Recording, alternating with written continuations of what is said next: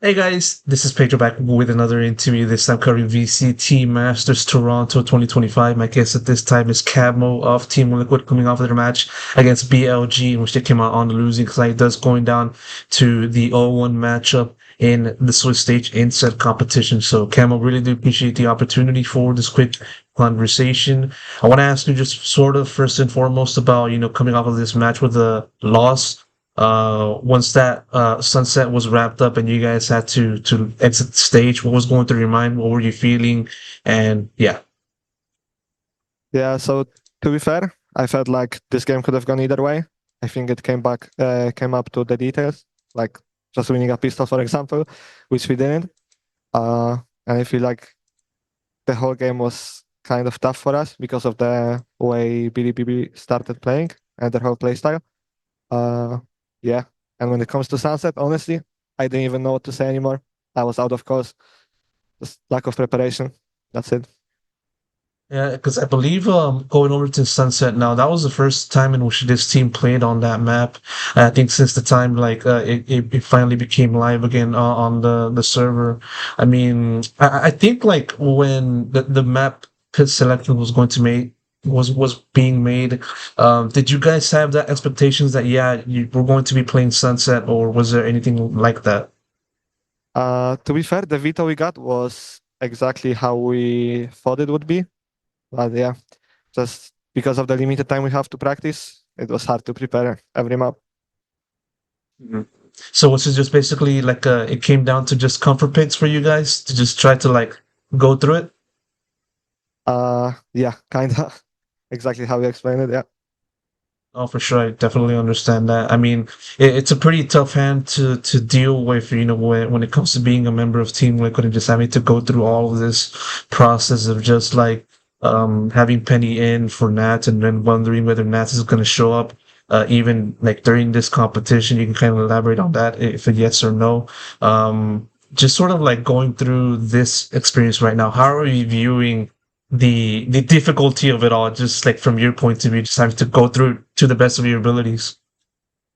Yeah. So like we found out that nAts is not getting the visa like 5 or 6 days before we were going to Toronto.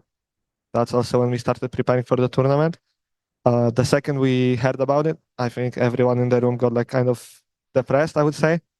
But it was really quick for us to accept the situation we're in. And yeah, we implemented a new system, which is what we actually needed to show up and to win at least some rounds. But I think everyone on the team is doing really good with the situation we are in. Oh yeah, for sure. I mean, it's definitely one in which you guys have definitely been working hard and just try to be present at this event with the best of your version. I believe a question was asked over to Patty Tech in the press conference about like who's the IGL. And I kind of want to ask you, out of my curiosity, given that like he had to step in for Sunset, and I kind of think he also elaborated on like how the role is kind of interchangeable with other members of the team. Would it be fair to say that like the IGO is kind of like the IGO role is not really concrete? Do you feel like it's kind of like a hot potato kind of thing in which like one map is one guy, the other map is another guy, and so on and so forth?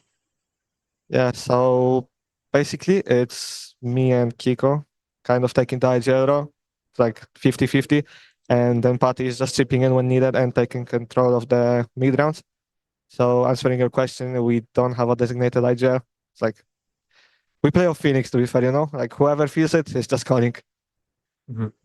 I mean, like then in that case, like how would your calling like go? Like, for example, like how would you kind of view a given round and just having to like relay that information from your point of view, given that you are the duelist and like you had to do so very quickly, I would assume. So how hard is that for you to do that? Uh, so when we started implementing the system, I thought I was trying to fully take over the IGL, but yeah, it's just real hard with such short time of preparation.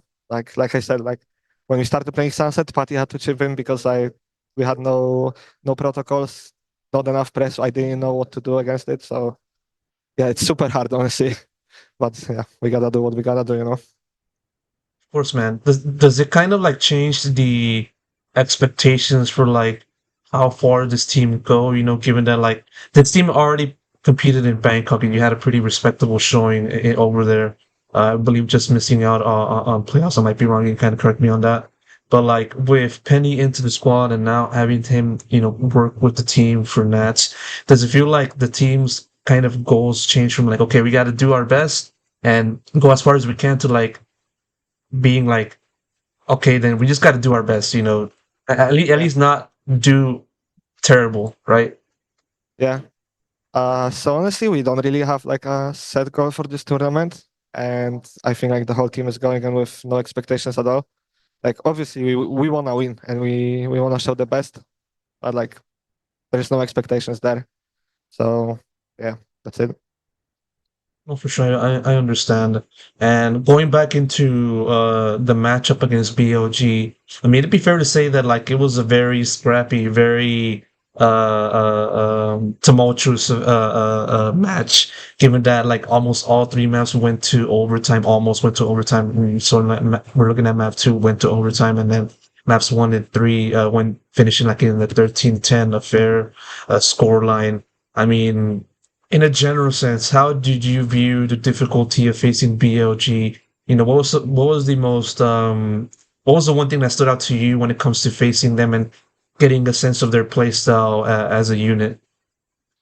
Uh, so like generally speaking, I think like it should be it should not be taking us this long to figure out how Bilibili was playing. They were playing a very different playstyle. I don't think we ever faced it. Like they are just having constant lurks, pressuring them up somewhere, walking somewhere else, like every single round, which we couldn't adapt to. And I think that's the one thing that was the hardest thing for me to to get a grip of, kind of. Yeah. Mhm. And like with that said, now as you guys move on and try to rebound for this next matchup, what do you feel the team can kind of work on the most? You know, with the little time you guys had Yeah. from now until the next matchup. I think the most thing we could work on is the direction. I think overall with the team we are having a lot of issues with direction where no one is taking responsibility of the round. And I think that's exactly what happened on this game as well. There is just some rounds that we didn't have direction, and that's why we lost. And yo, I would say pistols, bro. We are not winning any.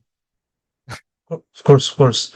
Real quick, one more question before I wrap this up because I know I'm getting low on time. Given that you know this team has already competed in an international setting before, back in Bangkok, and you know at that time that was the first time you had a chance to be at that stage. Now it's the second time for you. I would assume that you now are kind of already getting used to what this stage is like. Um, how would you compare yourself as an individual, not just like you know looking at the rest of the team, but Yeah. more so just yourself? You know, given like your familiarity with the Masters and having to play face off against the rest of the world's best. So in that sense, how would you compare yourself as a player when it comes to looking at Bangkok and today so far Yeah. in Toronto? So basically, I think I matured a lot. I'm way more mature than I was in Bangkok, and I think that has a lot to do with my personality during the stage one in EMEA. Uh, and I would say nowadays with the new system, I'm doing a lot more in game as well, like calling stuff. Yeah, I would say that's the big differences in me between Bangkok and Toronto right now. Mhm. And hopefully you guys are able to put up a much better showing in your next match against whoever it is, and hopefully continuing this run with a W. So, Camo, thank you so much for the opportunity, Thank you. for the interview, for the answers, and for all of the other good stuff that I haven't mentioned so far. Best of luck goes to the team, but most importantly for yourself, man. Hey, thank you so much. Thank you so much, man. Have a good rest of your day.